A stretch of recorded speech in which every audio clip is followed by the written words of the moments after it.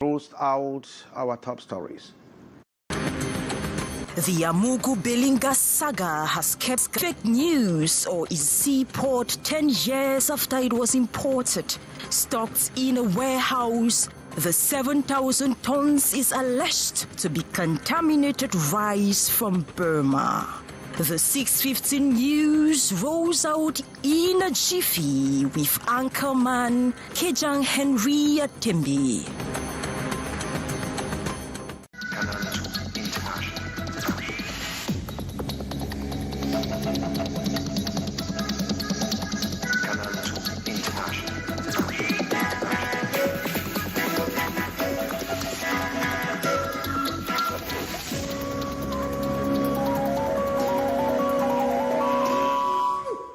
You're welcome, and then get hook up to us with us through our social media handles. Students have been urged to uphold bilingualism as a window to cultures and technology, human development that can largely contribute to the emergence of Cameroon. And they were rounding up the Bilingualism Week this Friday. Schools exhibited their know-how on this subject. Haisin Cha reports from our Yaoundé bureau. They gathered from various colleges across the national territory, students and teachers, as well as authorities of the Ministry of Secondary Education, reviewing the concept of bilingualism on this National Bilingualism Day. The celebrations this Friday, February 3rd, punctuated by a series of intellectual activities like this rich debate on the theme, Bilingualism, a window to cultures and technologies, a human capital development tool for the emergence of Cameroon. The effective promotion of official bilingualism is a window to technologies. The effective promotion of official bilingualism is the human capital development tool for the emergence of Cameroon, our dear country, by 2035. Setting up production is not a right. We have the duty. It is on our shoulders. Why do you think that Cameroon is on the ground?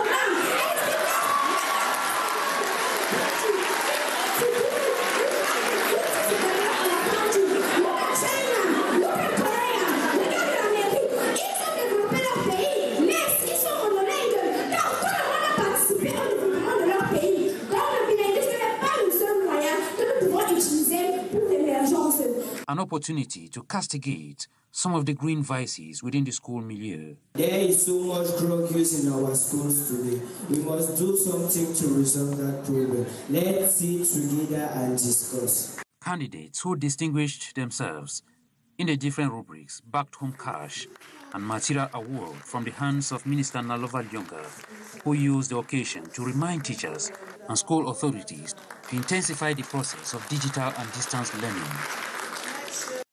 Thanks very much, Haisin. Yesterday's release by the Minister of State, Secretary General at the Presidency of the Republic, announcing the arrest of several individuals highly suspected of being involved in the heinous assassination of Martinez Zogo and others wanted, actually stirred all kinds of stories, and rumors are rife on social media on the imminent arrest of Jean-Pierre Amugu Belinga, his summon, and of course more. Beatrice Ngamu in the following report clears the dust whether or not Amugu Belinga has been arrested. This press release set the trigger. The statement by the Minister of State, Secretary General of the Presidency of the Republic, following the instruction of President Paul Biya, announcing that investigations on the death of Martinez Zogo has led to the arrest of several individuals suspected of being involved in the heinous crime, adding, others are wanted, moved fingers from here and there with tongues wagging. Jean-Pierre Amugu Belinga, the name on pages and in messages. The same night of 2nd February, information was that he has been arrested. Our curiosity carried us to the André Beyak residence, Van neighborhood in Yaoundé. Security was far from the normal, we noticed, but difficult to tell if it's for protection or surveillance. Early this morning, we were back for fact-checking. We followed him from home to his account office building at Wada. No digression on the way. He did not stop at the National Gendarmerie, as was circulating all over. This video call by our colleague before he left his office confirmed this. The facts are clear, as we saw. Rumors have been the content of the different messages, pages on the social media since yesterday. So too, some traditional media publications, with many already enjoying justice, throwing cases, abuses, and more. But other opinion prefer to stay focused, not to be swayed by the recent noise around manipulation. Justice, all they want for the assassinated Martinez Zogo. The ongoing interrogation and judicial proceedings, on cause is for justice in the state of law. Thanks very much, Beatrice. 10 years ago, the 5th Sanitary Department at the Douala Seaport actually declared some 7,000 tons of rice unfit for consumption, and the consignment of grain has been at the center of dispute between the Ministry of Agriculture and the importer. And so since 2013, this rice has been stocked at the Douala Seaport. Time for it to be destroyed. But who pays for that price? Ambo Gladys Dibang. These are the pictures of the 7,000 tons of rice sealed in a warehouse at the Douala Seaport for the past 10 years. The Phytosanitary Control Unit of the Ministry of Agriculture, based at the seaport, indicated in 2013 that the rice imported by SOCIETE is unfit for consumption, claiming the rice contains sodium chloride, high acidity level, and traces of heavy metals dangerous to human and animal health. As a result, it requested for the goods to be destroyed. After several lab tests, it was declared that the rice is improper for human consumption. The consignment has not been destroyed since then because the law states that the importer is responsible for the destruction fee, but the importer has since disappeared. Allegations which the food company SOCIETE has denounced, emphasizing the company is a victim of mafia. Une seule correspondance qu'on nous a adressée. We have received just one letter demanding for the destruction fee, and we're in court all the time, but this is never mentioned. I'm still convinced the rice had no problem. Nous sommes convaincus ce riz-là était bon. Nous sommes la victime d'une mafia. We are victims of a mafia organized by an NGO under the guise of the Ministry of Agriculture. It is an economic crime. We spent 2 billion francs CFA importing the goods. This has crumbled the company, leading to retrenchment of workers. And as both sides are still in court, under-the-table negotiations are underway to recycle the rice into biogas. This, as the Douala Ports Authority is pressurizing the actors to empty the warehouse for rehabilitation. The warehouse is a transit zone. If there are litigations, the parties involved have to displace the goods while proceedings are on. For the past 10 years, the Douala Ports Authority has lost about 1 billion francs CFA from that warehouse. We want to be reassured by the buyer that the site for recycling is secured. It should be noted that the indicted company and authorities are still in court over the alleged contaminated consignment of rice that arrived Cameroon from Burma in 2013. Of the 20,000 tons, 13,000 were offloaded in Togo and the rest in Douala, Cameroon.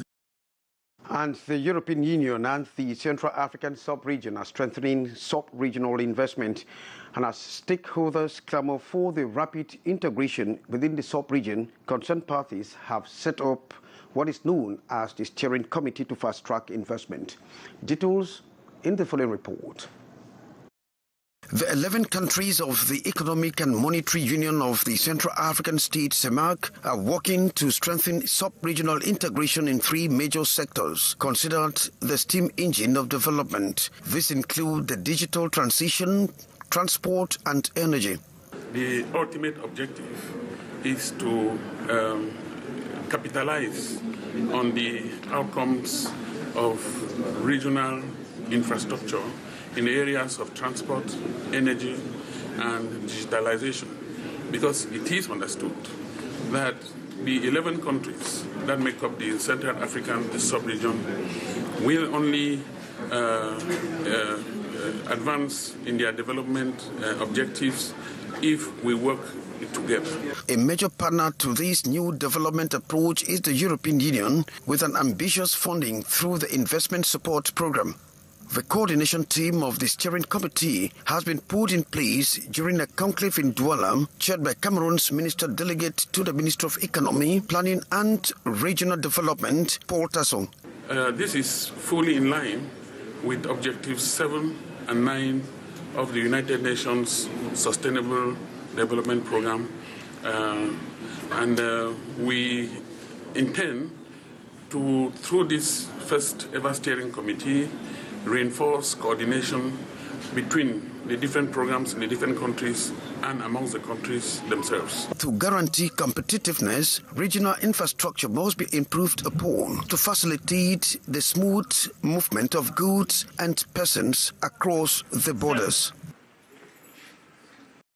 And some 30 internally displaced women from the conflict-ridden northwest and southwest regions of the country have received skills in digital marketing, e-commerce, cybersecurity as a means of empowering them to help boost their businesses online. Now, the program that lasted 3 months served as a medium of exposure and networking. The women were taught on how to create applications and make use of their smartphones for business. Maureen D reports. Her story is no different from that of other IDPs, all women going through tough times in the city of Douala. Settle in a place that is not your hometown, you have to face lots of challenges. Housing costs, the cost of living in Douala is not as that in the southwest. So, because we don't have access to many things that we could have access to us at our own places. Involving themselves in different businesses, no matter how small, is what keeps them going. But again, how to market these businesses on digital platforms remains imperative. A center where we're going to be trained on how to use technology to better brand and sell our products. So this program has really been beneficial to us. It has given us the ability to display our little products that we are doing at home in the social media without us leaving the comfort of our home.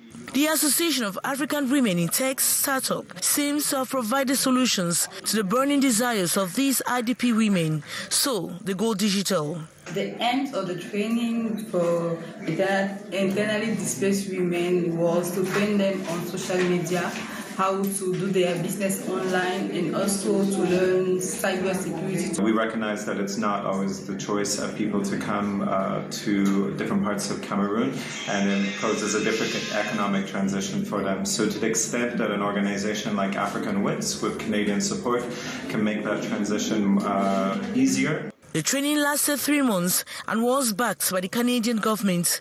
During this period, a caravan went through 3 towns, that is, Susa, Douala and Yabasi, to encourage and boost entrepreneurial spirit in women. The ceremony in Douala, February 3, 2023, also marks the inauguration of the center with objectives to empower more women, spur their financial inclusiveness, e-commerce, and a lot more. Thanks very much, Maureen. The chef Stephanie Chin, Sherifa Saleh, and Wenchuan Collins were my producers. Mark Chwamo is standing by in our studios in Yaoundé for the brief in sports. I've been Kejang Henry, thanking you graciously for your kind attention and wishing you the best for the weekend. Good day.